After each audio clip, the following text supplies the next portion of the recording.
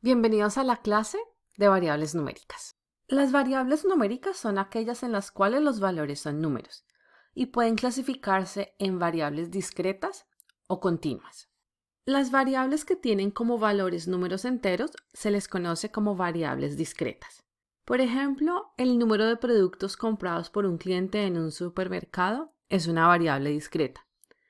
El cliente puede comprar un producto, 25 o 50, pero no 3.7 productos. El número de productos siempre es un número entero. Otro ejemplo de una variable discreta son el número de cuentas bancarias activas que tenga una persona.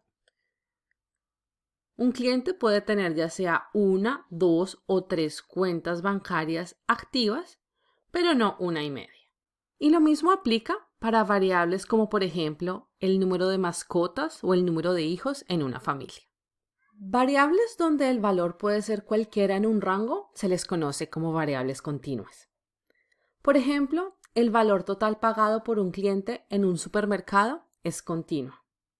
En este caso, el cliente puede pagar 32.5, 12 o 5.2 dólares.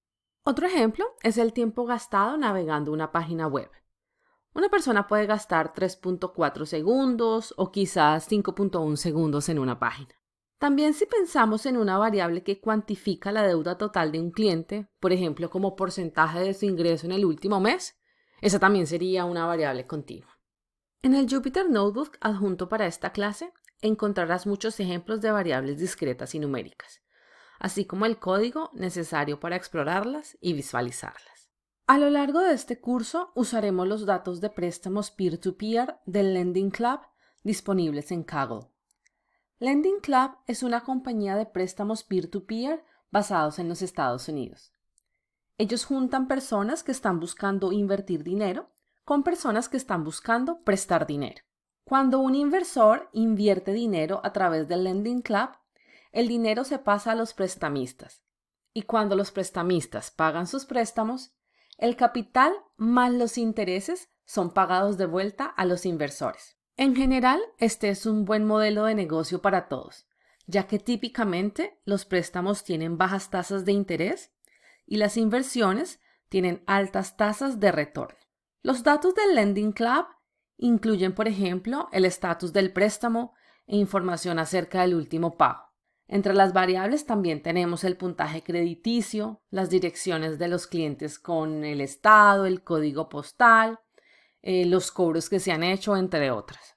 La información acerca de los cobros o collections, como se les conoce en inglés, indica si los clientes han dejado de pagar uno o más cuotas del préstamo y si la compañía está intentando recobrar este dinero. En el notebook examinaremos las siguientes variables. Tasa de interés, que es el porcentaje de interés cobrado al prestamista y es una variable continua. El número de créditos abiertos en los últimos 12 meses, que es una variable discreta. Y por último vamos a estudiar un ejemplo de una variable binaria, en la cual la variable puede tomar uno de dos valores posibles. Esta es el préstamo no reembolsado, que indica si los pagos del préstamo se han incumplido o no. Veamos en más detalle cada una de estas variables. La tasa de interés es el porcentaje de interés cobrado al prestamista en un año. Es una variable continua porque en principio puede tomar cualquier valor dentro del rango de 0 a 100. Aquí en el histograma vemos algunos ejemplos de los valores que esta variable puede tomar.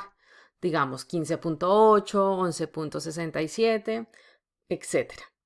El histograma que presentamos cubre los valores del rango total de las tasas de interés que el Lending Club le cobra a sus clientes. Y en este caso observamos que van de aproximadamente el 5% hasta un poco más del 30%. Luego vamos a explorar la variable número de créditos abiertos en los últimos 12 meses, que como su nombre lo indica, se refiere al número de créditos a término fijo, como por ejemplo tarjetas de crédito, préstamos, hipotecas, que fueron abiertas por el prestamista en los últimos 12 meses.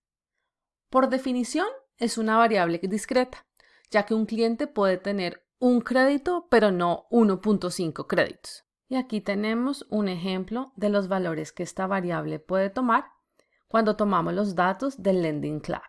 Cuando graficamos la variable nos damos cuenta que no cubre todo el rango que tenemos especificado en el histograma y vemos que la mayoría de personas no tienen ningún crédito abierto y que tienen hasta 5 líneas crediticias.